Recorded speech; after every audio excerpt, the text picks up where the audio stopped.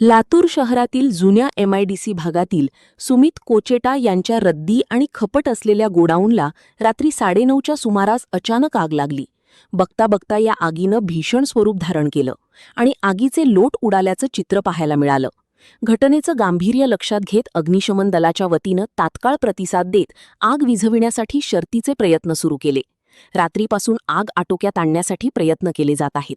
मात्र सकाळी 11 वाजेपर्यंत ही आग आटोक्यात आलीच नाही.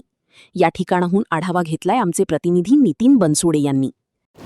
लातूर शहरातल्या MIDC परिसरात असलेल्या सुमित कोचेटा यांच्या गोडाऊनला या ठिकाणी रात्रीच्या सुमारास आग लागली आहे. रात्री 9:30 वाजतापासूनची ही आग आहे आणि रात्री 9:30 वाजता लागलेली ही आग अद्यापही विझण्याचं नाव घेत नाहीये. आतापर्यंत अग्निशामक दलाचे जवळपास 100च्या वर गाड्या या ठिकाणी येऊन पोहोचलेल्या आहेत आणि या गाड्यांनी आग विझवण्याचा प्रयत्न केलाय. रात्री 9:30च्या सुमारास लागलेली ही आग आहे आणि आगीचं स्वरूप जर पाहायला गेलं तर अद्यापही म्हणजे सकाळचे आता 11 वाजता या 11 वाजेपर्यंत देखील ही आग अशाच पद्धतीने या ठिकाणी धुमसताना या ठिकाणी आपल्याला पाहायला मिळते. आणि एकंदरीत जर पाहायला गेलं तर या संपूर्ण गोडाऊनला जवळपास 3 ते 4 गोडाऊनमध्ये जवळपास 4 वाहनं होती. त्यामध्ये एका ट्रॅक्टरचा आणि 2 ते 3 लहान वाहनांचा 4 चाकींचा देखील समावेश होता.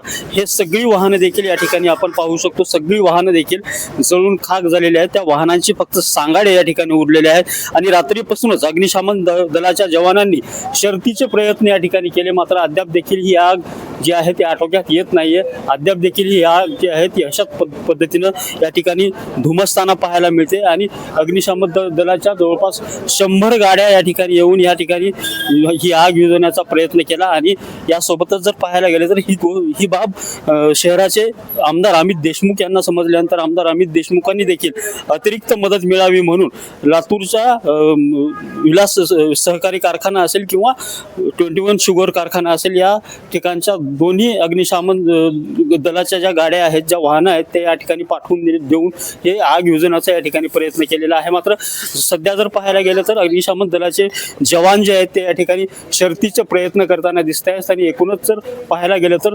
कोट्यावधींचं हे नुकसान मानलं जात आहे आणि कोट्यावधींच्या घरात हा आकडा गेलेला आहे.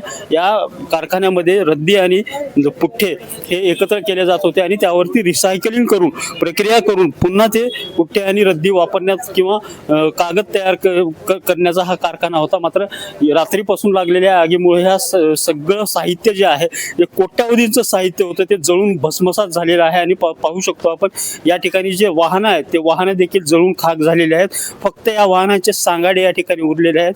एकूणच जर परिस्थिती पाहता अग्निशमन दलाचे प्रयत्न जे आहेत ते आटोकाटीचे प्रयत्न या ठिकाणी सुरू आहेत. अग्निशमन दलाचे जवान जे आहेत ते शर्थीचे प्रयत्न या ठिकाणी करताना दिसत आहेत. मात्र अद्याप ही आग जी आहे ती आटोक्यात आली नसल्यामुळं अजूनही देखील अग्निशमन दलाचे जे जवान जे आहेत ते आग विझवण्याचा प्रयत्न या ठिकाणी करतायत.